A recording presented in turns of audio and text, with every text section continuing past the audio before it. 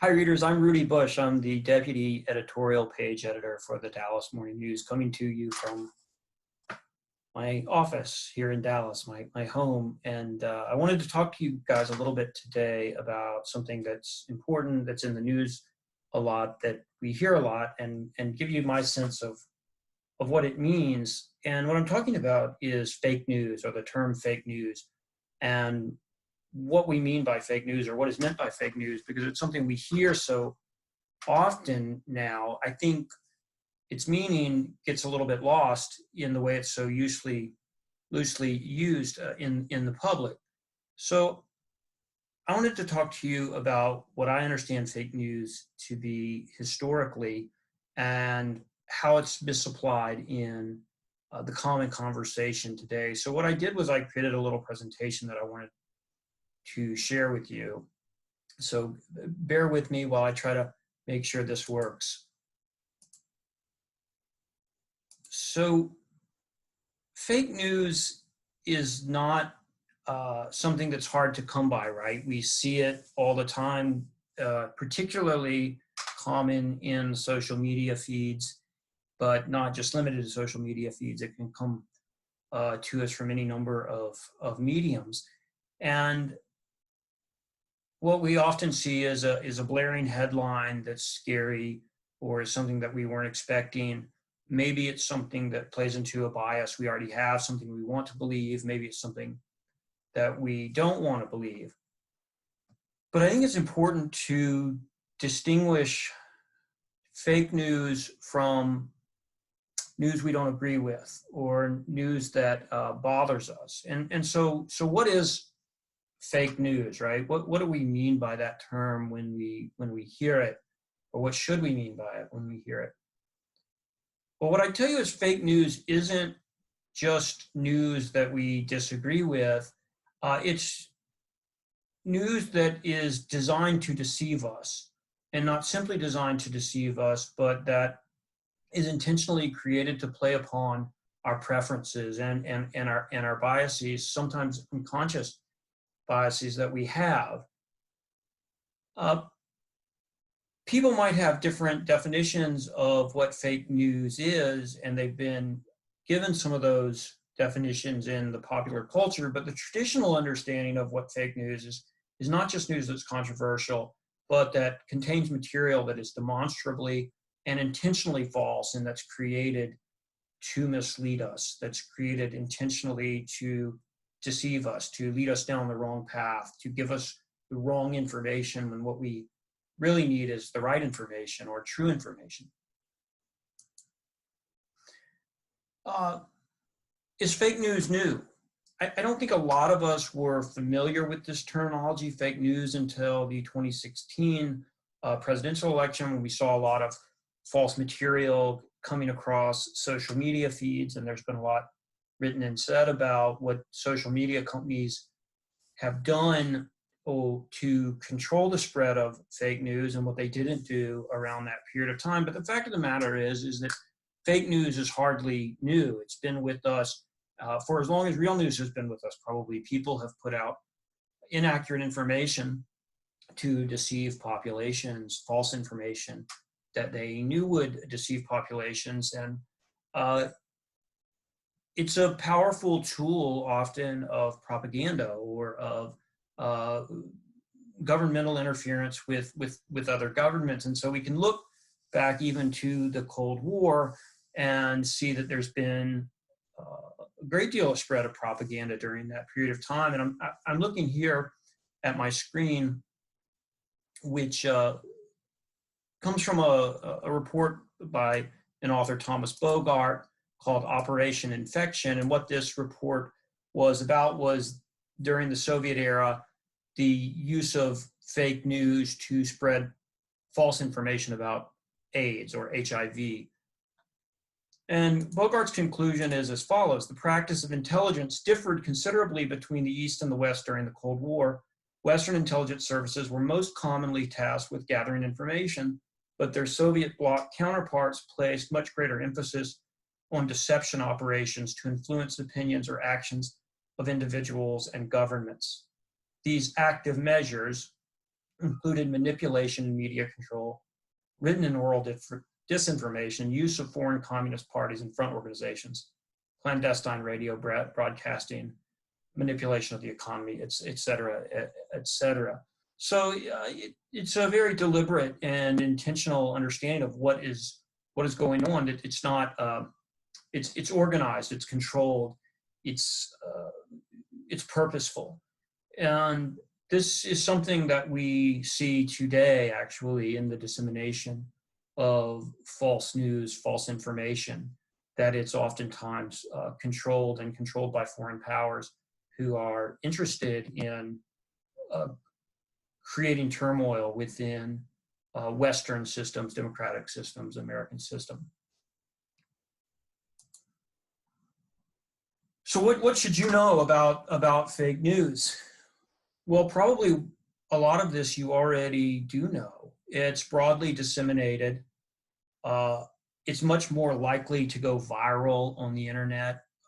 It uses platforms like Twitter, like Facebook, which have more organic sharing ability. That can also, those can also share information through fake accounts. They can target particular interest groups. We've, of course, seen that. So perhaps there's a case where fake information that would appeal to the bias of one group is disseminated, and then the same propaganda organization disseminates fake information to the opposite group, right? So then you can pit them against one another, and we've seen examples of that, and it can be really disruptive of a society or of a community, and that's the point. That's why it's created.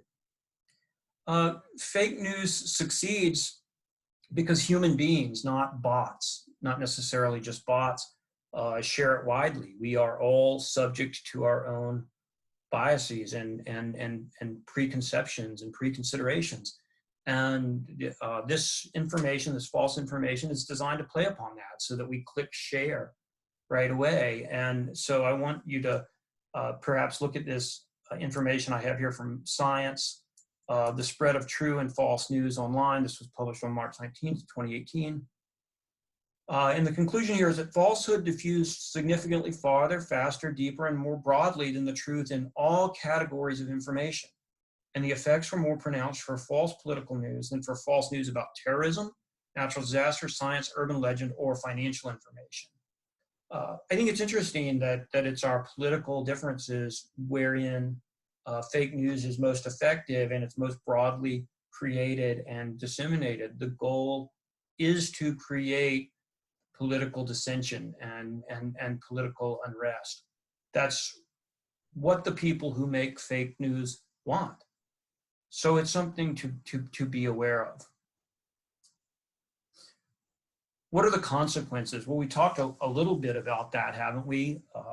This is information that I drew from a recent study by the research center Pew. Half of all Americans say fake news is a major problem. 80% say steps should be taken to restrict it. That's something we can talk about later. It's something to be cautious about. While some people believe fake news, most people can spot its worst examples. So that's interesting. Most of us, of course, if we step back, if we think consciously about it, we're generally able to segregate what is true and what is false, even maybe based on a headline or reading just a little bit of it. But why is it so pernicious? Why is it so troubling that this material exists out there in the world of the internet? Well, as it turns out, the problem with fake news is not so much that we're willing to believe everything we read. It's that we're not really willing to believe anything at all, that we start to distrust even the sources of information that we have traditionally trusted to bring us good information, factual information. So those are important things to understand. if we don't know what to believe, if we can't believe anything, it's very hard to have a foundational factual basis upon which to make good social decisions with and among one another. In this same study, 68% of Americans said that made-up news and information had eroded their confidence in government. Now, if you were a foreign power, if you were an organization or an individual who wanted to erode or undermine trust in democratic systems, in the American system, that would be a pretty good outcome. 68% of Americans have lost some confidence based on things that were simply not true, based on things that were made up. 54% say it has eroded their confidence in other people. That's more than half of respondents in the study say that false information that is disseminated on the internet has made them lose faith and confidence in other human beings. And if you step back and you think about what that means for our relationships with our neighbors, for our relationships with people in our broader community, it's incredibly troubling and damaging.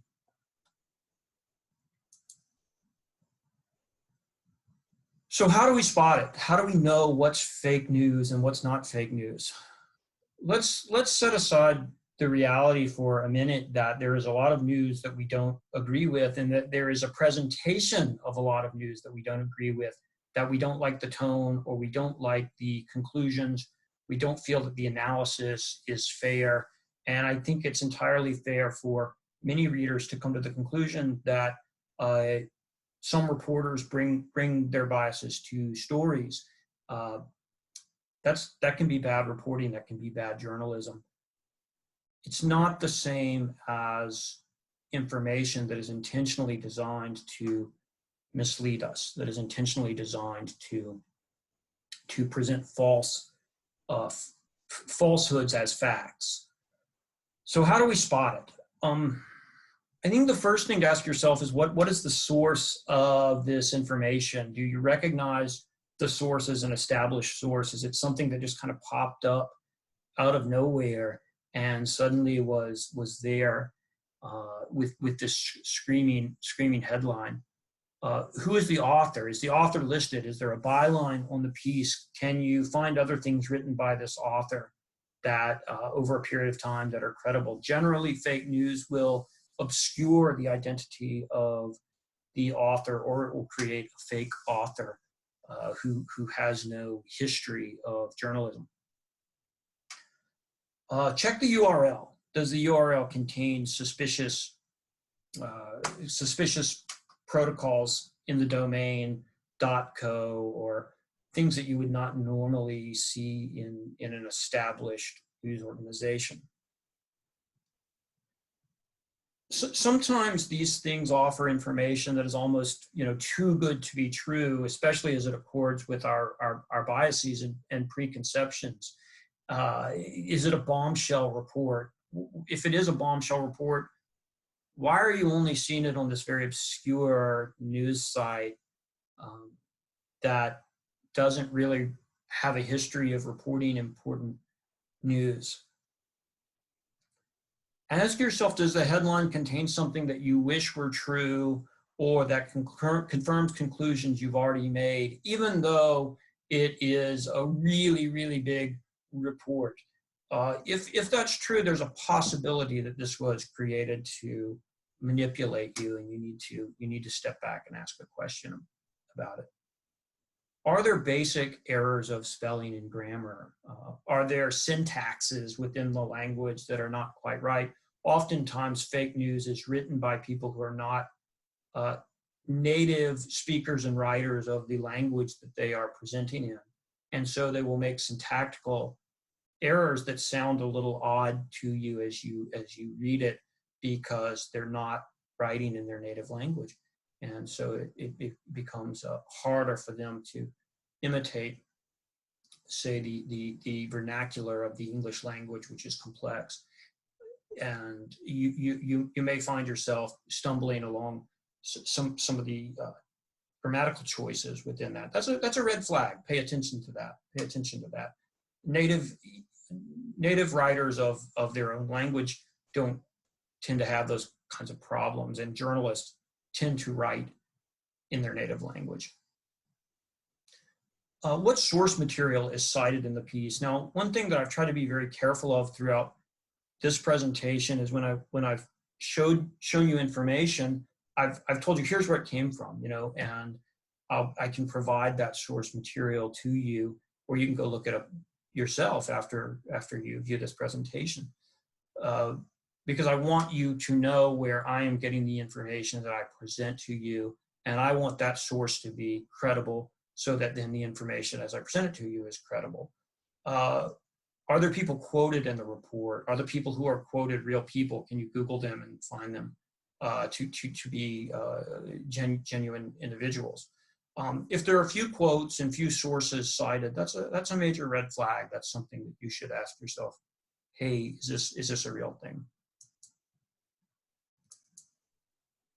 I hope that this has been helpful to you. I hope that you guys have taken some value from it, because it's a serious matter. We want you to get your news and information in ways that you find are trustworthy and valuable. One of the easiest ways to do that is to get it from sources you recognize and sources you know. And at the Dallas Morning News, we live and we work in the community with you. I'm bringing this to you from my home here in Dallas, and just as many of my colleagues are right now working from their homes in Dallas during this coronavirus epidemic. You know, we're your neighbors. We're sometimes, you know, in your church, in your community, and so that's important to us to be recognized by you and to be available to you, and be a source that you trust and believe in as a place you can go. So I appreciate you spending a little time with me. I hope this was helpful to you. I hope you enjoyed it, and I look forward to seeing you out there. Take care of yourselves.